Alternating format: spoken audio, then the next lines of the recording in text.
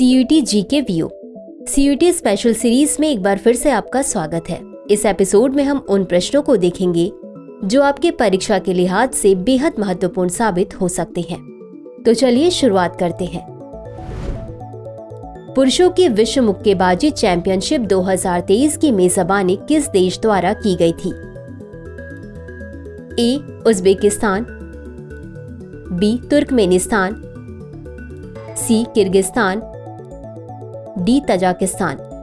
इस प्रश्न का सही उत्तर है विकल्प ए. उज्बेकिस्तान। चलिए देखते हैं इसके विश्लेषण को। पुरुषों की विश्व मुक्केबाजी चैंपियनशिप 2023 ताशकंद, उज्बेकिस्तान में आयोजित की गई थी। अगला प्रश्न है, प्रसिद्ध गायक जगजीत सिंह किस शैली के लिए जाने जाते हैं? ए. गजल, बी. भजन, सी. कर्नाटक संगीत, डी. हिंदुस्तानी संगीत।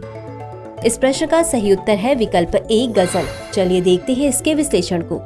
जगजीत सिंह एक भारतीय शास्त्रीय गायक, संगीतकार और संगीतज्ञ थे जिन्हें अपने जीवन काल में गजल किंग के रूप में जाना जाता था। अगला प्रश्न है, 1838 में किसने पादप कोशिकाओं की संरचना और उत्पत्ति पर चर्चा करते हुए एक लेख प्रकाशित किया था? A. Robert Brown, B. Rudolf Virchow, C. Matthias Schleiden, D. Albert von Kolliker. इस प्रश्न का सही उत्तर है विकल्प सी.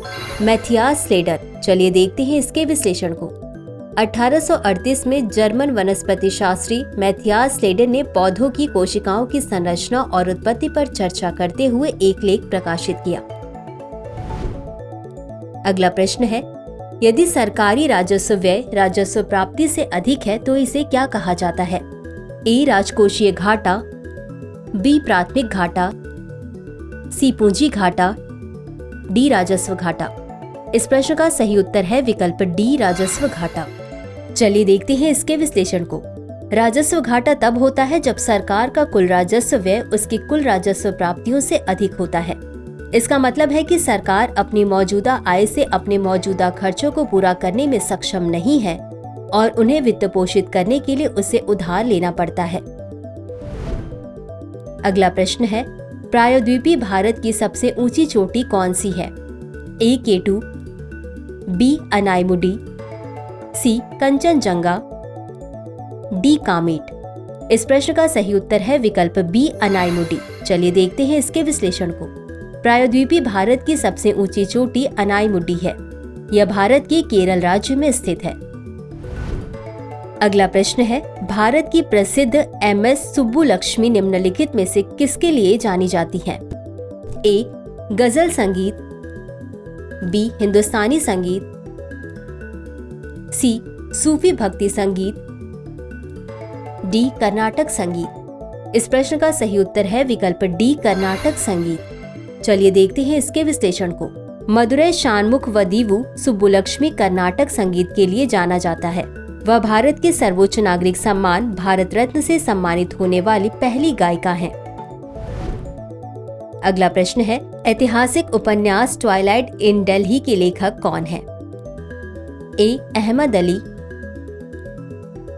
बी. अमृता प्रीतम, सी. खुशवंत सिंह, डी. कृष्णा सोबती। इस प्रश्न का सही उत्तर है विकल्प ए. अहमद अली। चलिए देखते हैं इसके विश्लेषण को। अहमद अली एक पाकिस्तानी लेखक थे। उन्होंने अपने पहले उपन्यास ट्वाइलाइट इन दिल्ली के प्रकाशन से अंतर्राष्ट्रीय ख्याति अर्जित की, जो अंग्रेजी में लिखा गया था। अगला प्रश्न है, निम्नलिखित में से कौन सा युग्म सही है? ए. बाला सरस्वती कथक, बी. कला मंडलम कल्याणी कुट्टी अम्मा मोहिनी अट्टम, सी. शोभना नारायण ओडिसी, डी. सोनल मानसिंह मणिपुरी। इस प्रश्न का सही उत्तर है विकल्प बी। चलिए देखते हैं इसके विश्लेषण को। कला मंडलम कल्याणी कुट्टी अम्मा मोहिनी अट्टम की अभ्यासिका है। अगला प्रश्न है, अंतर्राष्ट्रीय बुकर पुरस्कार की स्थापना किस वर्ष की गई थी? ए. 1918, बी. 1969, सी. 1981, डी. 2005। इस प्रश्न का सही उत्तर है विकल्प डी 2005। चलिए देखते हैं इसके विश्लेषण को। अंतर्राष्ट्रीय बुकर पुरस्कार की शुरुआत 2005 में मैन बुकर अंतर्राष्ट्रीय पुरस्कार के रूप में हुई थी। अगला प्रश्न है, बिहार में 1857 की विद्रोह का नेतृत्व किसने किया? ए अजीमुल्ला, बी बख्त खान, सी वीर कुंवर सिंह, डी मौलवी अहमदुल्ला। इस प्रश्न का सही उत्तर है विकल्प सी वीर कुंवर सिंह। चलिए देखते हैं इसके विश्लेषण को। वीर कुंवर सिंह 1857 के भारतीय विद्रोह के दौरान एक प्रमुख स्वतंत्रता सेनानी थे। उन्होंने ब्रिटिश औपनिवेशिक शासन के खिलाफ बिहार में विद्रोह का नेतृत्व किया। तो चलिए अंत में देखते हैं आज के अभ्यास प्रश्न को। थबल चोंगबा किस भारतीय राज्य का लोक नृत्य है? ए गोवा, बी मिजोरम, सी मणिपुर, डी पश्चिम बंगाल। इस प्रश्न का उत्तर कमेंट बॉक्स में जरूर दें। आज के लिए बस इतना ही। धन्यवाद।